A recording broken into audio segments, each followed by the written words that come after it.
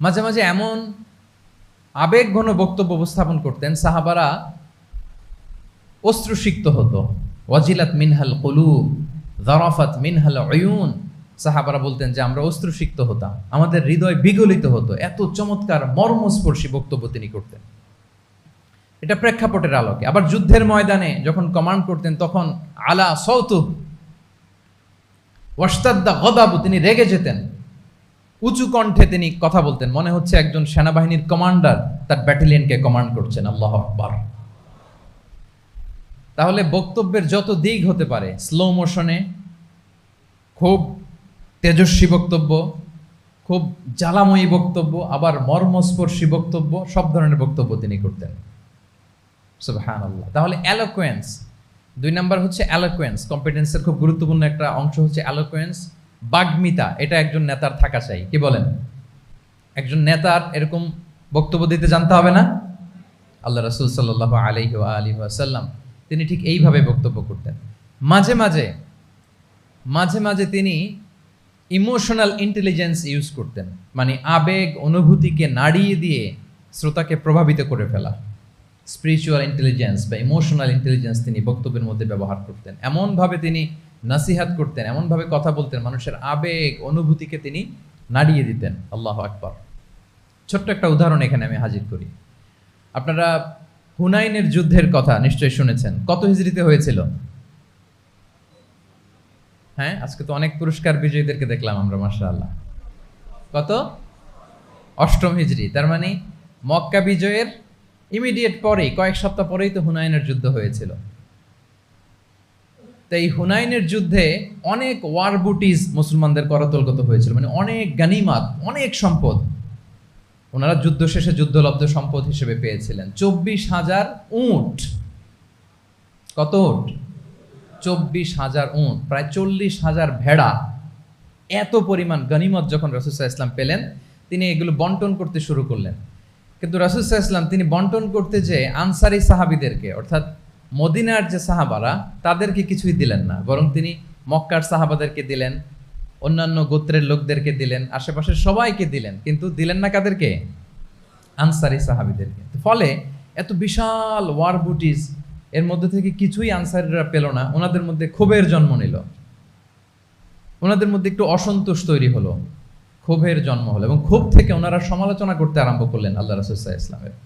এবং সমালোচনা করতে করতে এটা এমন পর্যায়ে চলে গেল, এক পর্যায়ে তারা বলতে আরম্ভ করলো যে আমরা ওনার জন্য জান দিলাম, জীবন দিলাম, আজকে উনি এত সম্পদ পেয়ে সব নিজ এলাকার লোকদের মাঝে বন্টন করে দিল, এটা কি ঠিক করলো উনি? আল্লাহ তাআলা আল্লাহর নবীকে ক্ষমা করুক, আল্লাহ তার রাসূলকে ক্ষমা করুক। মানে কেমন যেন রাসূল একটা ভুল করে ফেলছেন, রাসূল সাল্লাল্লাহু আলাইহি ওয়াসাল্লাম ওনাদেরকে দিতে বাধ্য ছিলেন, এটা যেহেতু দেন নাই, আল্লাহ তার রাসূলকে ক্ষমা করুক, এরকম একটা কথা তারা বলে ফেললেন। তো এটা তো অনেক বড় কথা। আল্লাহ রাসূল সাল্লাল্লাহু আলাইহি ওয়া আলিহি ওয়াসাল্লাম যখন এই কথা শুনলেন, তখন তিনি আনসারী সাহাবীদেরকে জড়ো করে একটা গেট টুগেদার করে এমন ইমোশনালি ওনাদেরকে কাবু করলেন, ইমোশনাল ইন্টেলিজেন্স ইউজ করলেন। এখানে তারা এসেছিল ক্ষোভ নিয়ে, অসন্তোষ নিয়ে, পরে সবাই কান্না করে রাসূল সাল্লাল্লাহু আলাইহি ওয়াসাল্লামের কাছে ক্ষমা চেয়ে সেই মজলিস থেকে উঠতে বাধ্য হয়েছে। তিনি সবাইকে ডেকে বললেন, ইয়া মা'আশারাল আনসার, আলাম আতিকুম দুল্লালান ফাহাদাকুমুল্লাহ ওয়া আলাতান ফাআগনাকুমুল্লাহ ওয়া আ'দাআন ফাআল্লাফাল্লাহু বাইনা কুলুবিকুম। চমৎকার চমৎকার এক্সপ্রেশন, যে ওহে আনসাররা, আমি কি তোমাদেরকে পথভ্রষ্ট পাইনি, পথহারা পাইনি? আমার ওসিলায় তোমরা হেদায়েতের দেখা পেয়েছো। আমি কি তোমাদেরকে নিঃস্ব পাইনি? আমার ওসিলায় তোমরা সমৃদ্ধ হয়েছো, সম্পদশালী হয়েছো। আমি কি তোমাদেরকে যুদ্ধরত অবস্থায় পাইনি? আউস খাজরাজ তোমরা তো ফাইট করতেছিলে ইচ আদার, আমি যে তোমাদের মধ্যে সম্প্রীতি আর ভালোবাসার মেলবন্ধনে তোমাদেরকে একত্রিত করে দিলাম।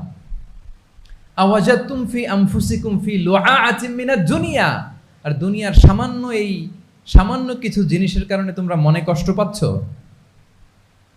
যেটা দিয়ে আমি কিছু মুসলিমদের হৃদয়কে আকৃষ্ট করছিলাম। তাআল্লাফতু বিহা কওমান লিউসলিমু ওয়া ওয়াকালতুকুম ইলা ইসলামিকুম, আমি কিছু মুসলিমদেরকে এগুলো দিয়ে তাদের হৃদয়টাকে ইসলামের প্রতি আরো অ্যাট্রাক্টেড করতেছিলাম, আর তোমাদেরকে তোমাদের ইসলামের উপরই আমি ছেড়ে দিয়েছি। আমি জানি আমার আনসাররা, তাদের হৃদয়ে যে ইসলাম আছে এটাই তাদের জন্য যথেষ্ট।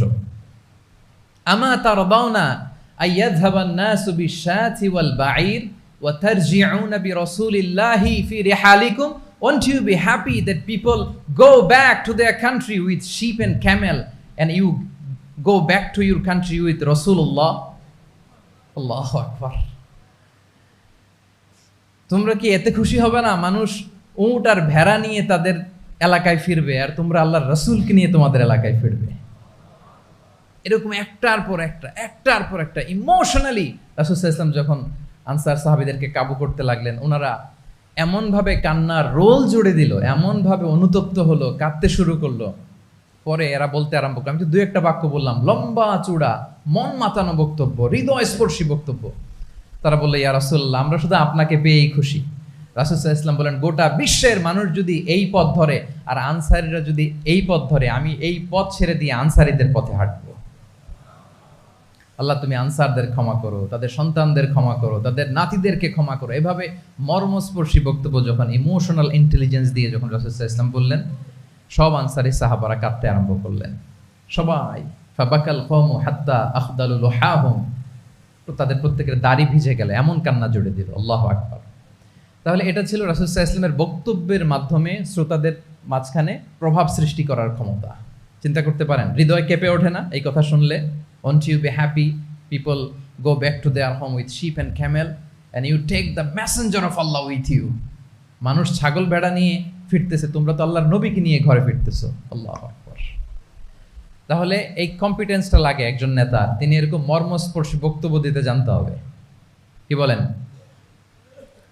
এটা দরকার আছে না? আচ্ছা, তাহলে রাসূল সাল্লাল্লাহু আলাইহি ওয়াসাল্লামের লিডারশিপ নিয়ে যেহেতু কথা বলছি, প্রফেটিক লিডারশিপ, প্রথমটা বলেছিলাম ওনার লিডারশিপের স্টাইল কি ছিল? এই তো মুখস্থ হয়ে গেছে মাশাআল্লাহ। আবার লেটস মেক এ নয়েজ, প্রথমটা কি ছিল?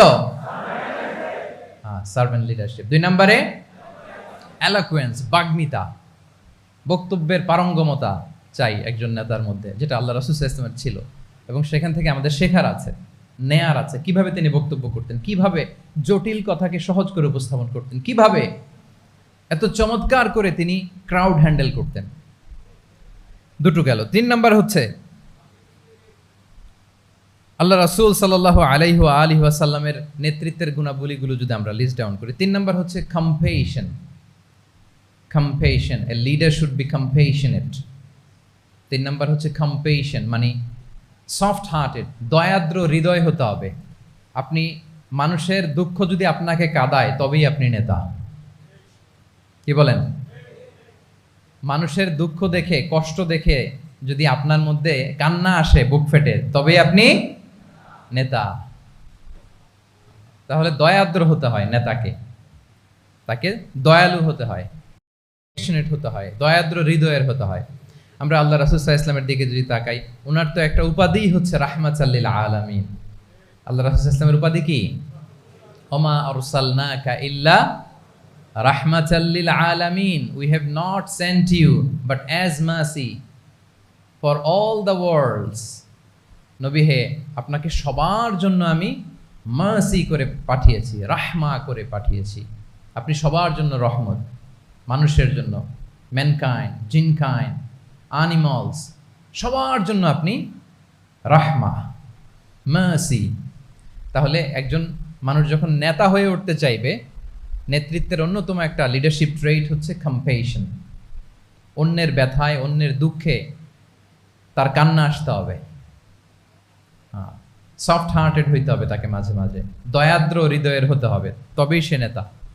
রাসূল সাল্লাল্লাহু আলাইহি ওয়াসাল্লাম কতটা দয়াদ্র ছিল, আল্লাহ তাআলা অন্য আয়াতে বলছেন, ফাবিমা রাহমাতিম মিনাল্লাহি লিনতা লাহুম ওয়ালাউ কুনতা ফাযযান গালিযাল কলবি লানফাদ্দু মিন হাওলিক। নবী হে, আল্লাহর অশেষ অনুগ্রহে আপনি খুব কোমল ভাষী হয়েছেন, কোমল হৃদয়ের হয়েছেন। লিনতা লাহুম, সবার জন্য আপনি সফট হার্টেড হয়েছেন আল্লাহর অনুগ্রহে। যদি আপনি সফট হার্টেড না হয়ে আপনি যদি কঠোর হৃদয়ের অধিকারী হতেন, তাহলে এখন লোকেরা যেমনি আপনাকে ঘিরে রাখে, আপনার চারিপাশে সবাই ঘিরে রাখতো না। আল্লাহু আকবার। সাহাবারা সব সময় রাসূল সাল্লাল্লাহু আলাইহি ওয়াসাল্লামের সঙ্গ পেতে চাইতো, অ্যাকম্পানি চাইতো, ঘিরে রাখতো। এমনকি অনেক সাহাবীর ঘরে ভালো না লাগলে রাসূল সাল্লাল্লাহু আলাইহি ওয়াসাল্লামের কাছে চলে আসতো। এমনকি অনেক সাহাবী বলতেন যে আমার পেটে ক্ষুধা লাগলেই আমি রাসূলের কাছে যেতাম, কারণ রাসূলের চেহারা দেখলে আমার পেটের ক্ষুধা উধাও হয়ে যেত।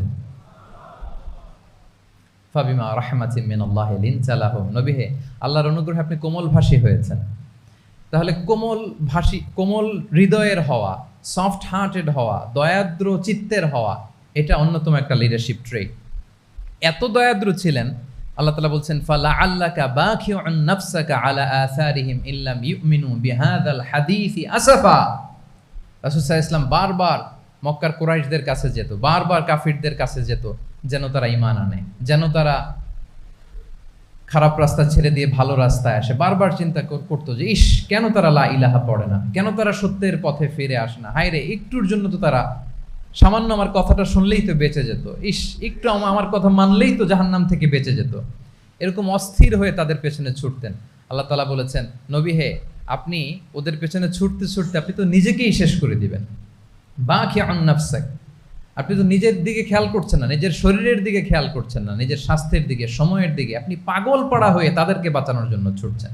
তাহলে কতটা দয়াদ্র কোমল হৃদয়ের অধিকারী হলে যে কাফেররা রাসূল সাল্লাল্লাহু আলাইহি ওয়াসাল্লামকে ফিজিক্যালি মেন্টালি এমন কোনো টর্চার নেই, করে নাই, তাদের পিছনে পিছনে ছুটতেন তিনি। হায় রে, একটু যদি ইমানের রাস্তায় আনা যায়, কোনোভাবে যদি তাদেরকে বুঝিয়ে কনভিন্স করা যায়।